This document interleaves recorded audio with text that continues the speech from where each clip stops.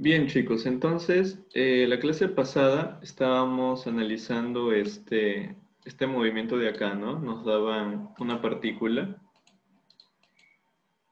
¿sí? Nos daban esta partícula y nos daban su regla de correspondencia para todo instante de tiempo y en base a eso, simplemente derivando componente a componente, hemos hallado su velocidad para todo instante de tiempo, su aceleración para todo instante de tiempo. En particular, luego la pregunta nos dice que analicemos para un instante concreto de tiempo, ¿no? Para el instante de tiempo t igual a 1.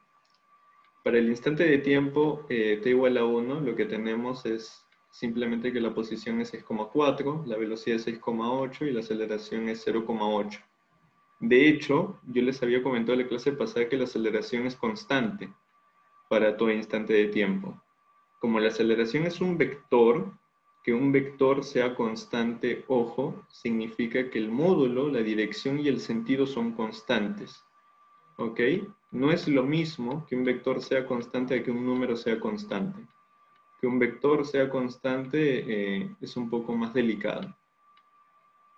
Parecido con una matriz, ¿no? Cuando una matriz es constante, eso también es más delicado. Que una matriz sea constante significa que cada entrada de la matriz es constante. Bien, entonces tenemos eso de ahí y nos pidieron graficar, ¿no? En la trayectoria de la partícula. Ahí graficamos, ¿no? Lo que está de amarillo es la posición, lo que está de verde es la velocidad y lo que está de rojo es la aceleración. Y eso coincide con lo que hemos visto en la teoría, porque nosotros en la teoría habíamos discutido que la velocidad siempre es tangente a la trayectoria y la aceleración siempre apunta hacia la concavidad, lo cual es lo que estamos viendo, ¿no? Es lo que estamos viendo ahí. Ahora, importante esto de acá también, ¿no? En la ecuación de la trayectoria, nosotros habíamos obtenido la ecuación de una parábola.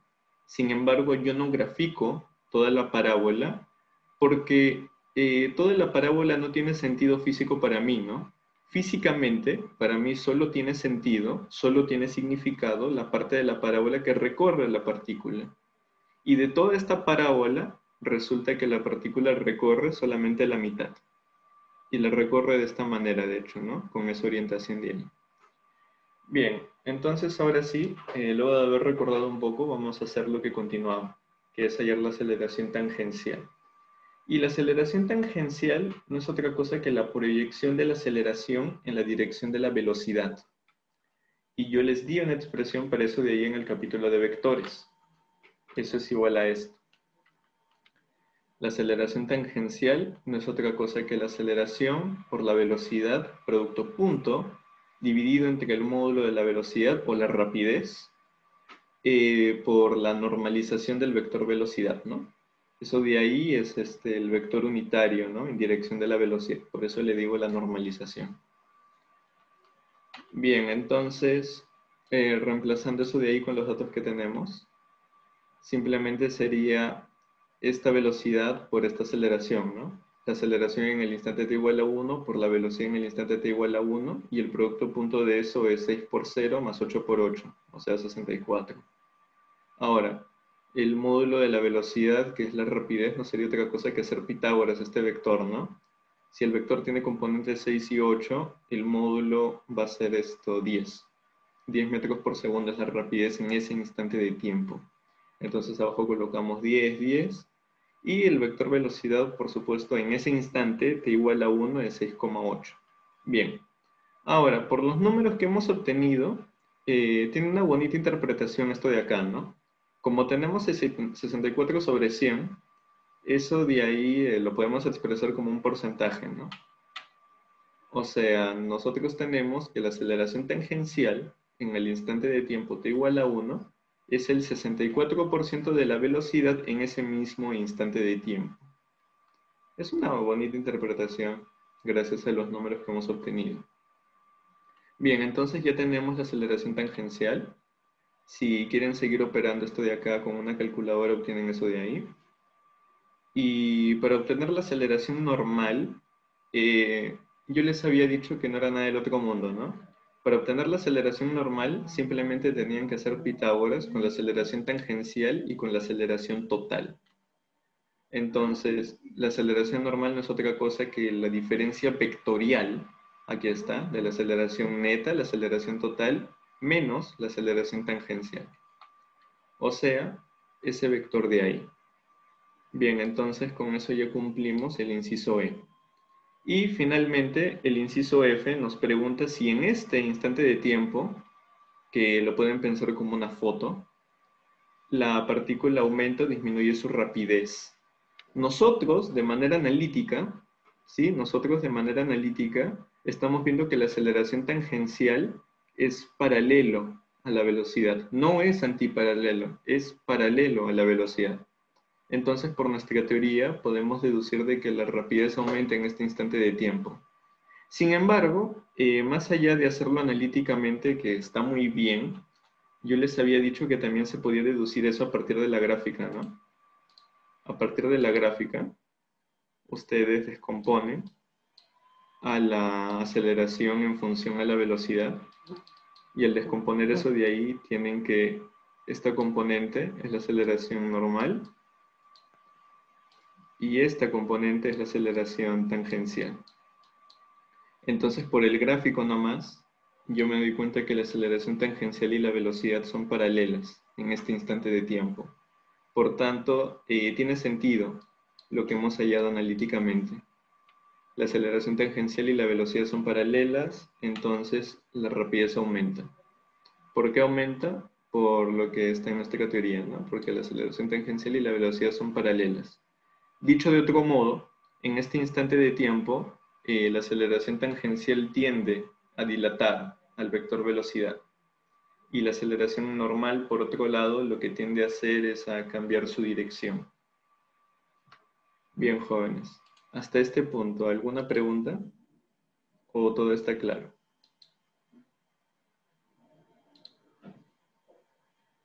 Los leo en el chat.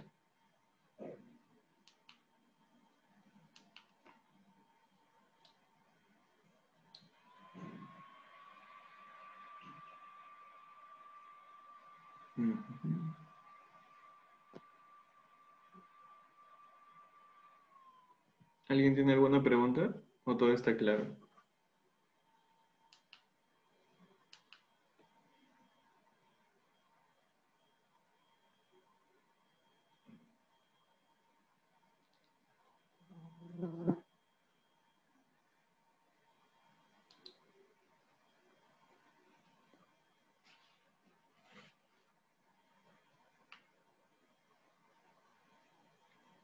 Una cuestión que también es importante es que no se pueden olvidar las unidades, ¿no?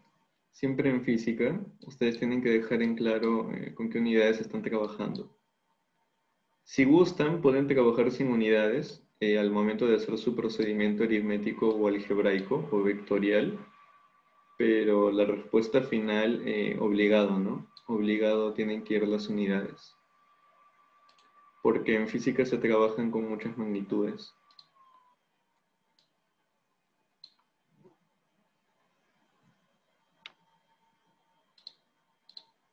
Bueno, si no hay ninguna pregunta, vamos a continuar.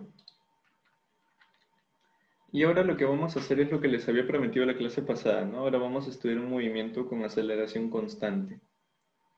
Bien, a ver, para que entiendan la idea detrás de esto de acá, a ver, nosotros lo que vamos a tener es que nosotros vamos a saber cuál es la aceleración de la partícula en función del tiempo.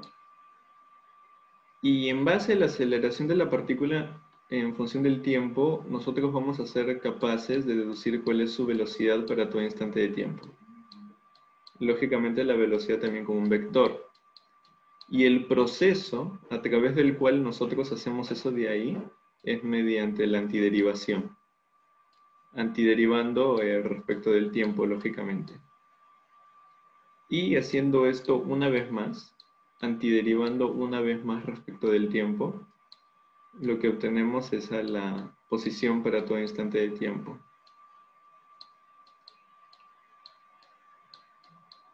Sin embargo, como recordarán los que vieron el tema de antiderivación conmigo, cada vez que uno antideriva, se producen constantes de integración.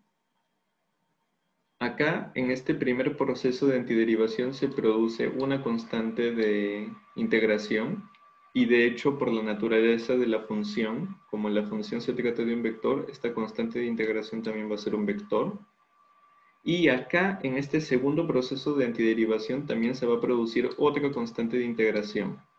Y esa constante de integración también va a ser un vector por la naturaleza de las funciones con las que estamos trabajando.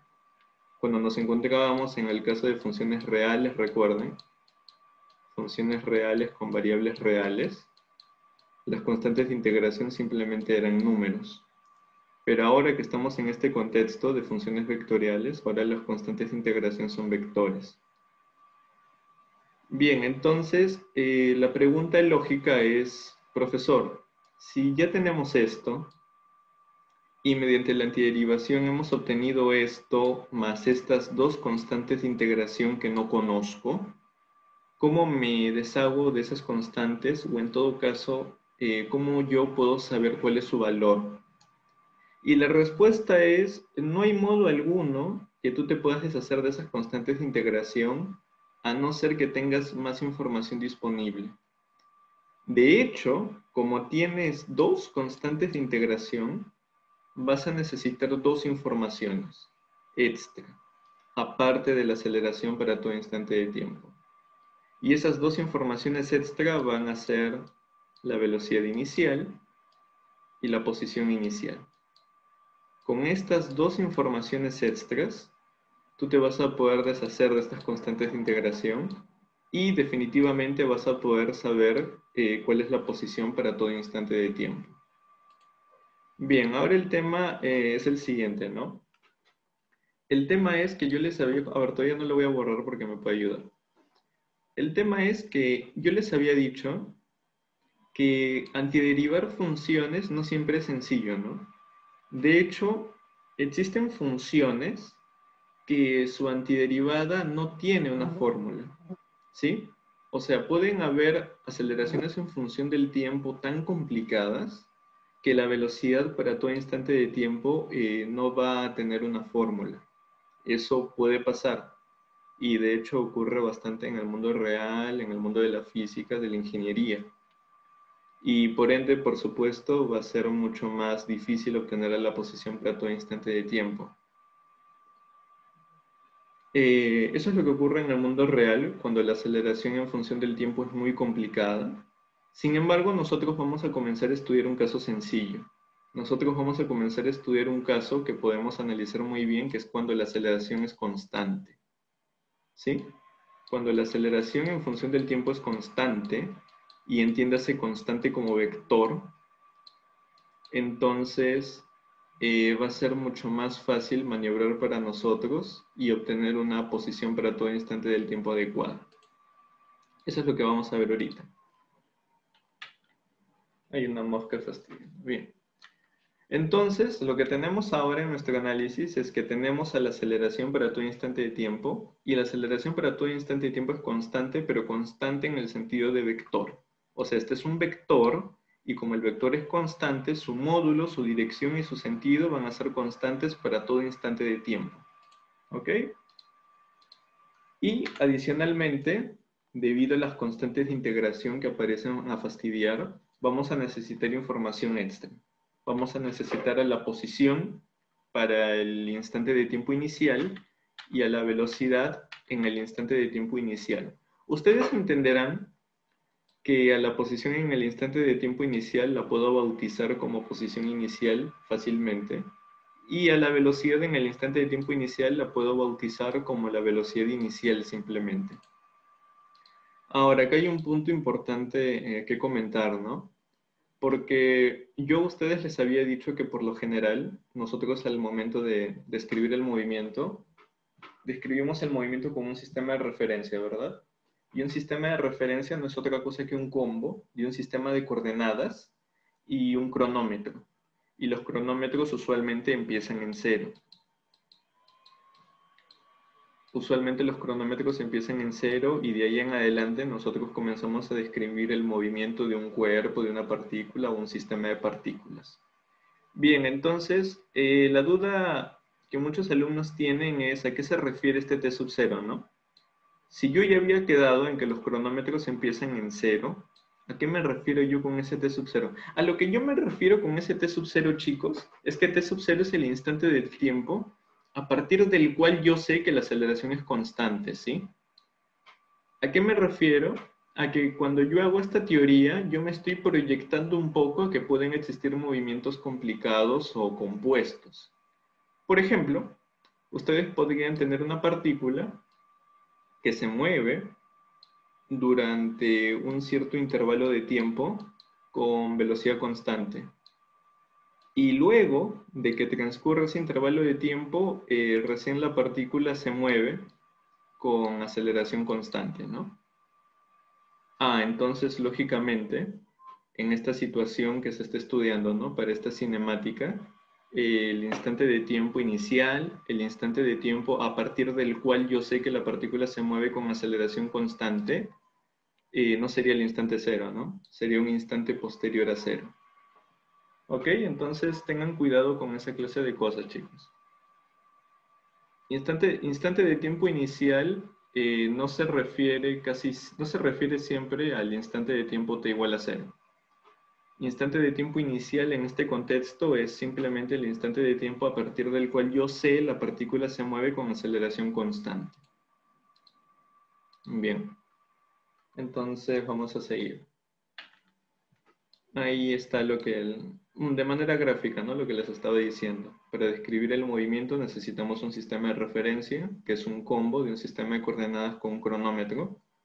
Ahí tenemos la posición inicial, ahí tenemos la velocidad inicial. Toda esa información ya la tenemos, por favor. Y además sabemos que a partir de dicho instante la aceleración es constante. Y aceleración constante significa que es el mismo vector, el mismo vector.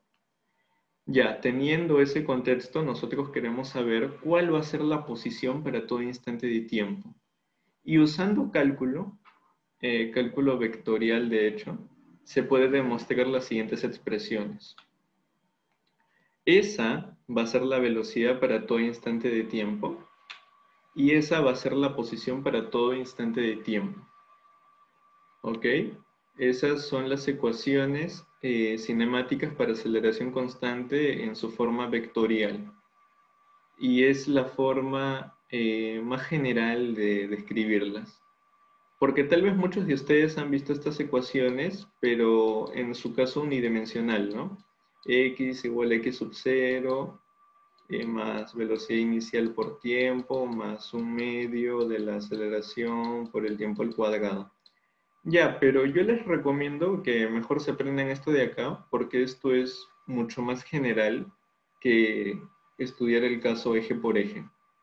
De hecho, las ecuaciones que ustedes ven luego eje por eje en la academia o en el colegio, al final simplemente son situaciones particulares de esto de acá, que es el contexto vectorial. En general, yo les recomiendo que trabajen de manera vectorial. Aparte que por algo hemos aprendido tanto tiempo a manejar vectores, ¿no? Bien, ahora acá tengo una pregunta que hacerles, ¿no? A ver, esto de acá, esas dos expresiones, la velocidad para todo instante de tiempo y la posición para todo instante de tiempo, se deducen a partir de cálculo y cálculo vectorial, de hecho. Ojo, no es que ustedes no se encuentren en la capacidad de deducir esto de acá. Con todo lo que hemos discutido, en realidad ustedes pueden deducir esas expresiones. Porque así como yo les comenté que derivar un vector no es nada del otro mundo, y simplemente es derivar componente a componente, lo mismo sucede con la antiderivación.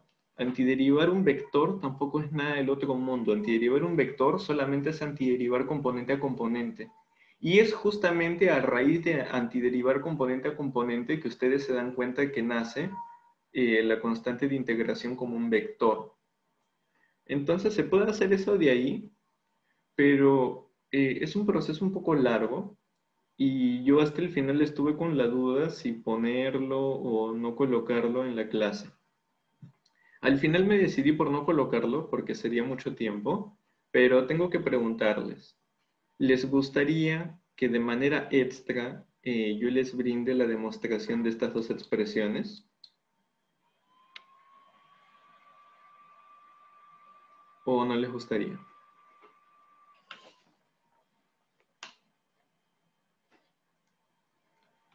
Al final, de manera práctica, yo lo que busco simplemente es que se aprendan estas ecuaciones de acá.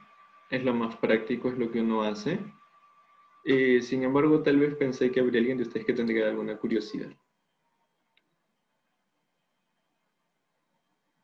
Bueno, basta que quiera uno en realidad. Basta que quiera uno y yo ya lo envío. Bueno, entonces esto de manera extra les voy a adjuntar ya cómo es que se deducen estas expresiones de manera vectorial. ¿Y eso es todo lo que necesitamos, profesor? Sí, eso es todo lo que necesitamos porque a partir de estas dos, ok, se demuestran luego estas de acá. A partir de esas dos se demuestran luego estas de acá. Ojo con lo que estoy diciendo, ¿ah? No estoy diciendo que esta de acá y esta de acá se demuestren usando cálculo. No estoy diciendo eso. Lo que estoy diciendo es que estas dos se demuestran usando cálculo y luego manipulando estas dos se llegan a estas dos de acá. Y ya tenemos nuestras cuatro ecuaciones de la cinemática en su forma vectorial. Y en su forma vectorial están viendo que es más general, ¿no? Ahí tenemos la rapidez al cuadrado menos la rapidez inicial al cuadrado más dos veces el producto punto de la aceleración por el desplazamiento. Luego tenemos ahí, esto de acá si se dan cuenta es la velocidad media, igual a la semisuma de la velocidad inicial con la velocidad en el instante de tiempo que estoy mirando sobre 2. En fin. Pero es importante que ustedes sepan siempre de dónde vienen las cosas, ¿no? ¿Cuál es digamos, hasta dónde llega su conocimiento? En estos momentos, tal vez muchos de ustedes no sepan cómo demostrar esto y cómo demostrar esto, porque se necesita cálculo para hacer eso. Pero si ustedes aceptan esto de acá, no hay ningún impedimento para que ustedes demuestren estas dos. Eso es lo que les quiero decir. De hecho, ustedes deberían estar en la capacidad de demostrar estas dos a partir de esas dos primeras.